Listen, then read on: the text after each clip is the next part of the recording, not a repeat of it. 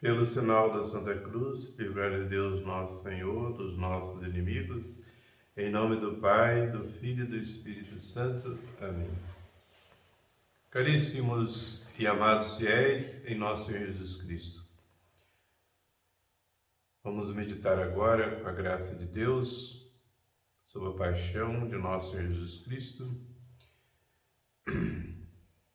a oração e a agonia de Jesus no Horto das Oliveiras.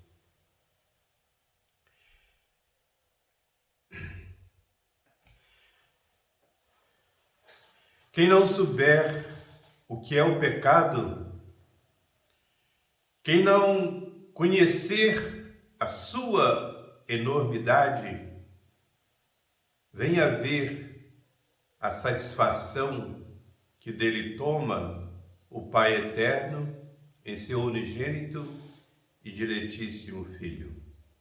Pelos pecados do meu povo, eu o cobri de chagas. Quem não sabe o estado lastimoso em que o pecado põe a alma de quem o comete, venha ver em que estado a satisfação de nossas culpas pôs a nosso Senhor Jesus Cristo.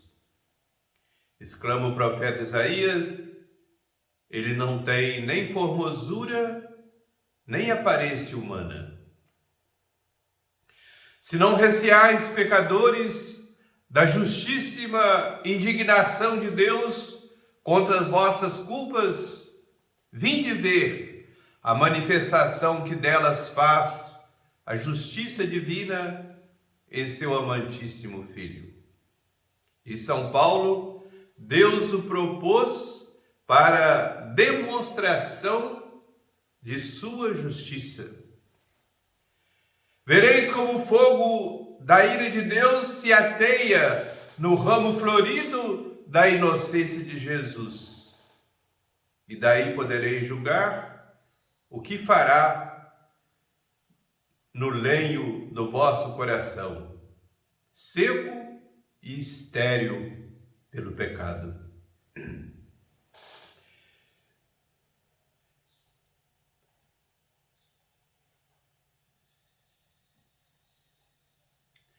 E vós, cegos e iludidos, que derramais nas criaturas o amor de um coração que é só de Deus, vinde ver o extremo de amor com que Cristo vos ama, e deixai-vos por obrigados e vencidos de tão excessiva caridade. Vinde todos ouvir a lastimosa narração da paixão e morte de Cristo, e queira Deus que esta tristíssima meditação produza nas almas os efeitos devidos. Queira Deus que aos cristãos que me ouvem, lhes entre no coração a perfeita contrição de seus erros e de suas culpas. Mas, caríssimos, que tristíssimo assunto se oferece às nossas piedosas meditações. Um Deus morto, como se fora o mais torpe dos criminosos, morto numa cruz. Diante de um Deus crucificado, o vasto universo deve precipitar-se na aflição para chorar a perda de seu divino autor. Diante de um Deus crucificado, a orgulhosa razão humana adora irreverente o mais terno e santo de todos os mistérios. Diante de um Deus crucificado, cristãos, meditai, cheios de piedade e de verdadeira compunção, sobre o mais trágico acontecimento que se tem dado sobre a terra.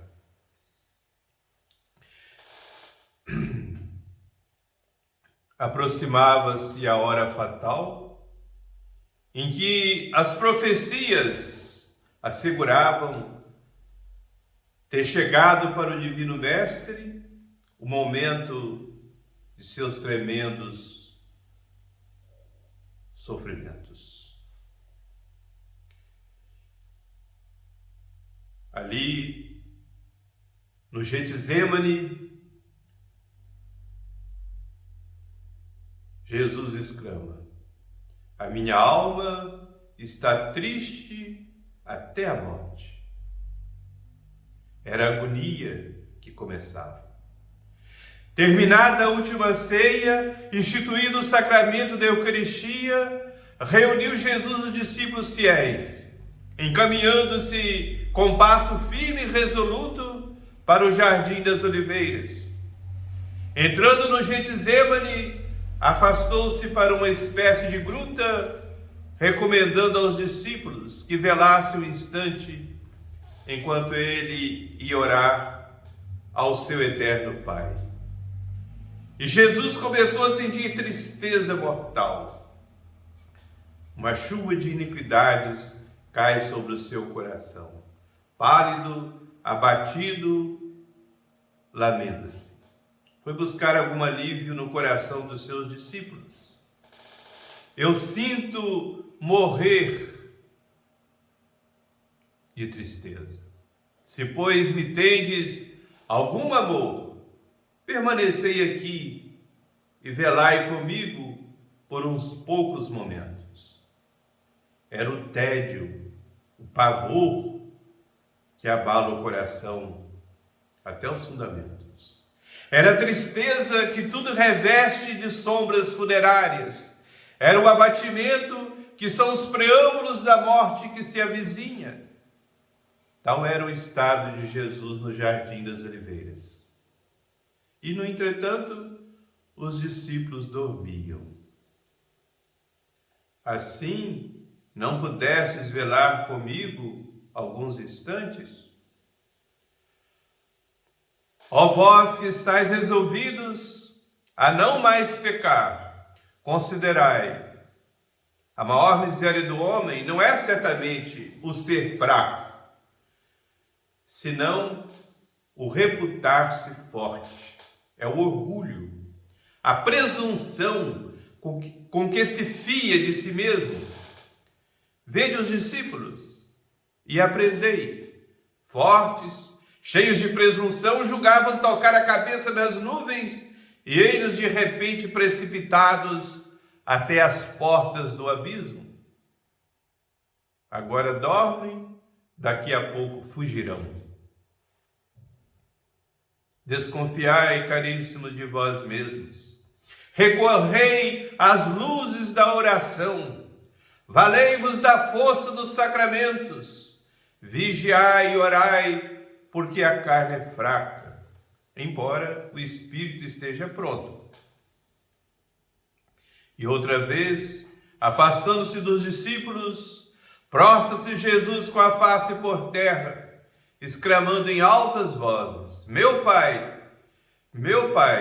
tudo é possível à vossa vontade onipotente. Se é, pois, da vossa vontade, se é possível poupar-me este martírio, passe para longe de mim este cálice de angústias. Não é possível, diz o Eterno Pai.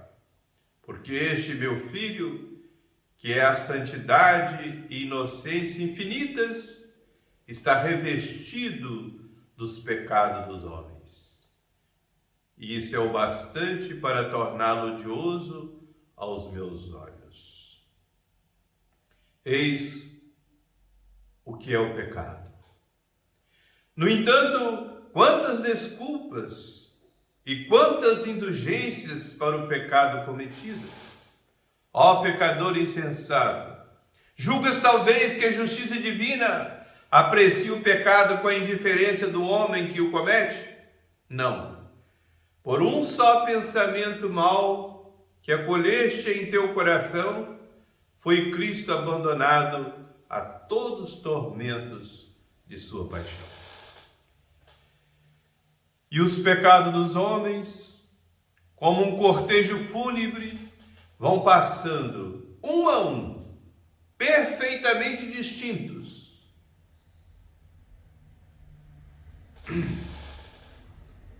Diante dos olhos apavorados do Salvador. São os pecados dos reis e os pecados dos povos. São os pecados dos ricos e os pecados dos pobres. São os pecados dos velhos e os pecados dos jovens. São os pecados dos pais e os pecados dos filhos. São os pecados dos bispos e dos padres e os pecados dos leigos. São os meus pecados e são os vossos pecados. São os pecados de todos nós, em tal dia, em tal hora, em tal lugar, em tal circunstância.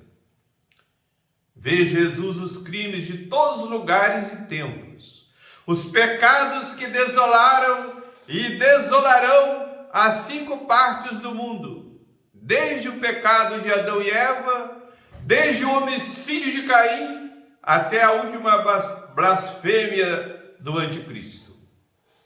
Ele vê naquela noite todas as noites tenebrosas de orgias, de carnaval, todos os crimes mais secretos e vergonhosos. Nessa torrente de iniquidades, Jesus distingue as maledicências e as calúnias, as impurezas e os adultérios, as infidelidades conjugais e os atentados contra a natureza, esses pecados monstruosos dessa sociedade moderna, tão paganizada e ateia, o divórcio, a limitação criminosa da natalidade, o aborto, a dissolução da família pela legalização de pessoas do mesmo sexo. Jesus distingue as traições e as vinganças, os pensamentos de ódio e os pensamentos de ambição, as dissoluções dos sensuais e a impiedade dos libertinos, a malignidade dos ateus e as imposturas dos hipócritas. Distingue Jesus a monstruosa ingratidão dos seus escolhidos, os padres e os bispos. Uns dormem o sono da inércia, outros estão acordados, mas não para defender o Divino Mestre, e sim para aplicar na sua face adorável o beijo traidor de Judas. Jesus, caríssimos, via o nosso tempo de modernismo, tempo de deturpação do genuíno espírito do Evangelho. Não é para menos. Banha-lhe o corpo copioso suor de sangue, que enche seus cabelos e cai gota a gota por sobre a terra. Ó pecador, contempla este sangue divino que vês cair gota a gota. Que lucro tiraste desse sangue? Tu permaneces insensível na trilha do pecado. Ó tu católico tíbio, porque vives no comodismo. Que lucro tiraste desse sangue que vês cair e escorrer por terra? Ó sangue de Jesus, inebriai-me do santo amor. Ó agonia mortal de Jesus, fazei-me morrer a todo afeto terreno. Meu amado Salvador, salvai-me, estreitai-me convosco, e não permitais que eu venha me condenar. Ó refúgio dos pecadores, Maria Santíssima, Mãe do meu Salvador, ajudai um pecador que quer amar a Deus e se recomenda a vós. Socorrei-me pelo amor que tivesse a Jesus Cristo. Ó Maria, defendei-me do demônio. Pisai a sua cabeça.